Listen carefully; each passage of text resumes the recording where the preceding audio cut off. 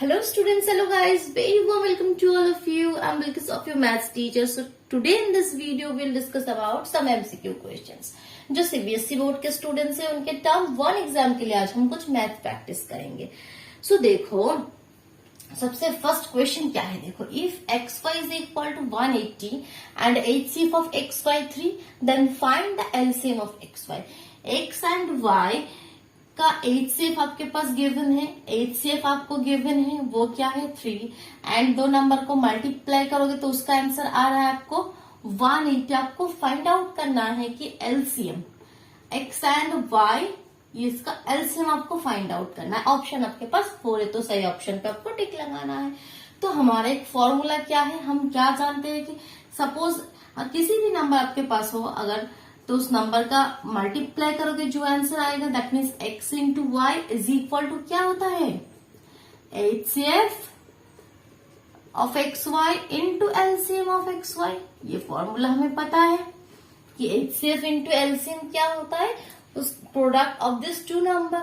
So that means यहाँ पे आपको XY गिवन है, HCF गिवन है तो आप LCM इजीली निकाल सकते हो. तो LCM क्या हो जाएगा, LCM ऑफ XY क्या हो जाएगा XY अपॉन HCF यहाँ पे HCF ऑफ XY.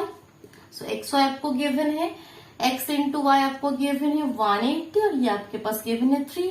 तो 3 6 18 60 दैट मीन्स फर्स्ट ऑप्शन आपका करेक्ट ऑप्शन है. ठीक है, अब देखो नेक्स्ट क्वेश्चन क्या है आपके पास. क्वेश्चन नंबर 2 देखो, ये बहुत इंपॉर्टेंट क्वेश्चन है और इसका एक ट्रिक है. अगर आप ये ट्रिक जान लोगे तो इजीली कर लोगे. सो देखो क्वेश्चन पहले रीड करो. 3 bells rings at an interval of 4, 7 and 14 minutes. That means क्या कह रहे हैं कि 3 bells आपके पास है. फर्स्ट वाला क्या है 4 मिनट के इंटरवल में वो रिंग करता है, सेकंड वाला 7 मिनट इंटरवल में और थर्ड वाला 14 मिनट इंटरवल में वो फिर से रिंग करता है. So all 3 bell rang at 6 AM. सुबह 6 बजे तीनों बेल 3 बेल्स एक साथ वो रैंग कर गया.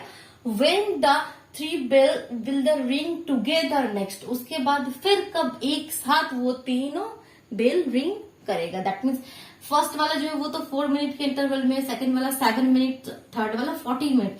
बट कब ऐसा कौन सा टाइम आएगा जब तीनों एक साथ रिंग कर जाएगा तो वो आपको निकालना है. और इस तरह के क्वेश्चंस निकालने के लिए इजी प्रोसेस क्या है, जस्ट आपको एलसीएम करना है तीनों नंबर को और कुछ नहीं करना है. ठीक है, यहाँ पे बच्चे बहुत कंफ्यूज हो जाते हैं कि एक्चुअली करना क्या है. तो ये हमको जस्ट एलसीएम करना है और कुछ नहीं करना है, जस्ट एलसीएम करना है. सो यहाँ पे 7 से कर दो 4, 7 1 7, 7 2 14. नेक्स्ट 2 से 2 2 4, 1 2 1 2, अगेन 2 1 2, 1 1 बस आ गया. तो 7 2 14 एंड 14 2 28, 14 2 28. एलसीएम का आंसर क्या आ रहा है 28. दैट मीन्स 6 बजे एक बार वो रैंक कर चुका है तो नेक्स्ट 6 बज के 28 मिनट्स पर. दैट मीन्स फर्स्ट क्वेश्चन आपका यहाँ पे फर्स्ट ऑप्शन आपका सही है. ठीक है, 6:28 AM. बहुत ही यहाँ पे एक इम्पोर्टेंट ये क्वेश्चन है. क्वेश्चन टफ नहीं है बट इसका जो प्रोसेस है ये बच्चों को पता नहीं होता है.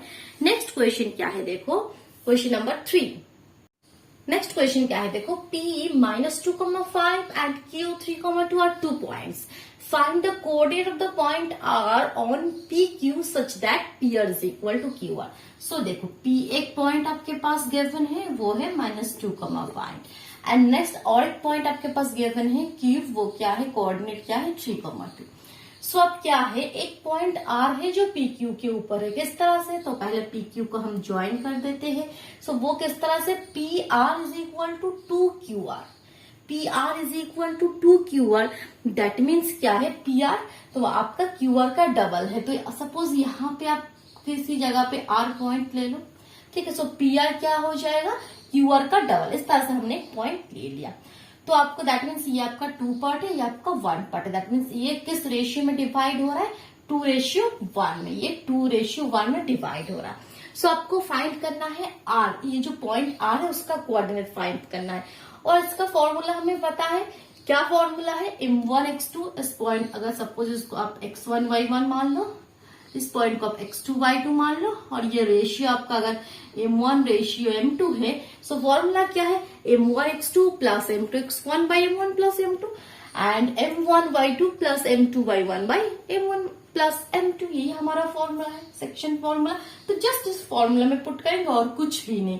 तो कोऑर्डिनेट ऑफ r क्या हो जाएगा, कोऑर्डिनेट ऑफ r क्या हो जाएगा, जस्ट यहाँ पे लिख दो, वैल्यू पुट कर दो। m1 आपके पास क्या है 2, x2 आपके पास क्या है 3, प्लस m2 आपके पास क्या है 1 एंड m2 x1 आपके पास है -2 अपॉन 2 + 1 3।